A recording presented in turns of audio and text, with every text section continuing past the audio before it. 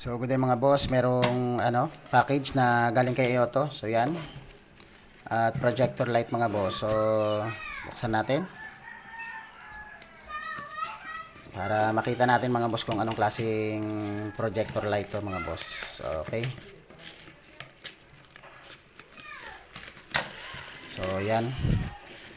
At meron na tayong projector light na picture na rin dito mga boss.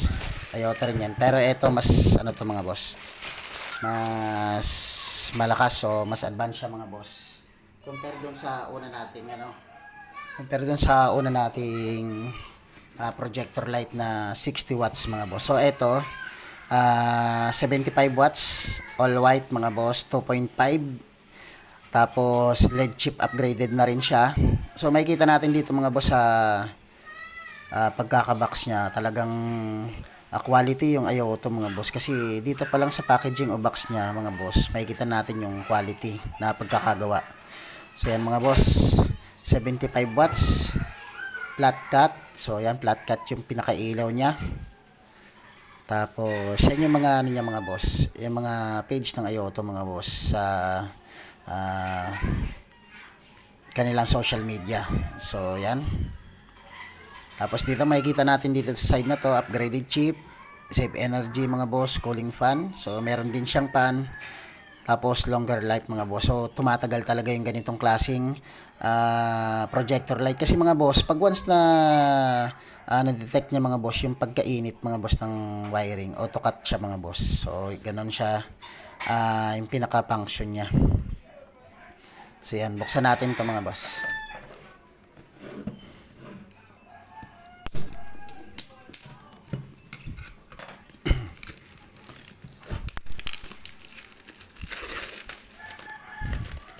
So yan mga boss, maganda yung pagkaka-box niya. Tingnan nyo, reflectable yung niya, yung box niya. Tsaka solid talaga mga boss. Maganda yung pagkaka-box. Tabi lang natin to. So yan. Tapos dito sa loob meron din siyang cover na ganito mga boss.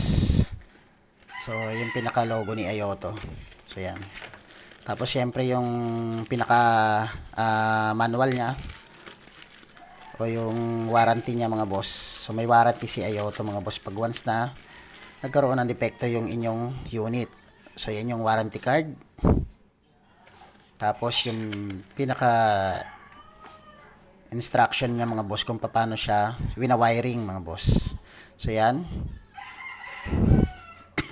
So yan yung mga nakasulat. Hindi naman talaga natin to madalas binabasa mga boss pag once na nag-i-install tayo. Pero syempre mahalaga din yan. Mahalaga din yung part na yan mga boss. Okay, ito yung pinaka-produkto natin. So ito yung pinaka-produkto ni Ioto. At meron pa pala mga boss. Ito yung niya, yung pinaka-lock niya. Depende sa motor mga boss na paglalagyan nyo. Meron siyang kasamang mga adapter mga boss para dun sa mga motor na paglalagyan ninyo. So yan. Tapos ito. Tsaka ito mga boss. Siyempre meron din siyang rubber para mahigpitan natin, tapos hindi siya pasukin ng tubig mga boss pag once na nilagay natin siya. Okay? Tabi rin natin yan. Tapos ito na yung ating pinaka-produkto mga boss. Yung ating projector light. So yan, ito yung pinaka-projector light natin mga boss. Makikita natin meron siyang lock dito. Para depende nga sa motor mga boss kung paano natin siya i-install. So ito yung pinaka-lock. Tapos pwede natin tanggalin to mga boss. Pag once sa Honda Click natin ilalagay, kailangan natin tanggalin tong part na to, itong isang buo na to, para malis yung kakainin niyang espasyo mga boss. So dito sa wiring niya maganda rin makikita nyo na naka-sealed talaga siya. So yan, hindi siya tape, hindi siya shrinkable tube. So yan, maganda yung pagkakabalot ng wiring niya. Tapos yan, makapal yung pinaka-wiring na ginamit ni Ioto dito. Hindi talaga tinipid mga boss. Kahit dito sa maliit na wiring na to, mararamdaman natin yung tigas ng wire mga boss. Tapos pag once na bumili tayo ng relay set mga boss ng Ioto, so plug and play to dun sa high beam niya. Sa high beam kasi ng Ioto mga boss, merong ganito. So yan. So ito yung pinakataas niya. Ito yung side. So yan, makikita natin yung side na yan. Tapos yung pinaka ano niya, high beam part niya yan. Tapos ito yung ilalim mga boss, may makikita tayo dito na pinaka-sticker. So yan. Ito yung kabilang side niya.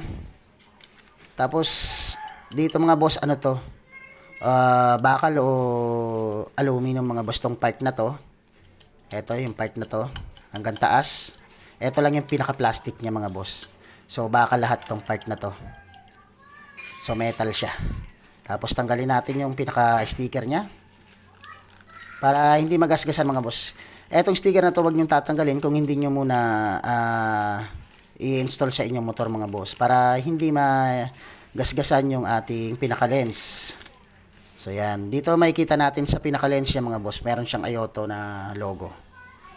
Yan, napakalinaw ng kanyang lens. Makikita rin natin diyan yung ano niya, solenoid mga boss ng high beam. Yan yung pinaka-solenoid.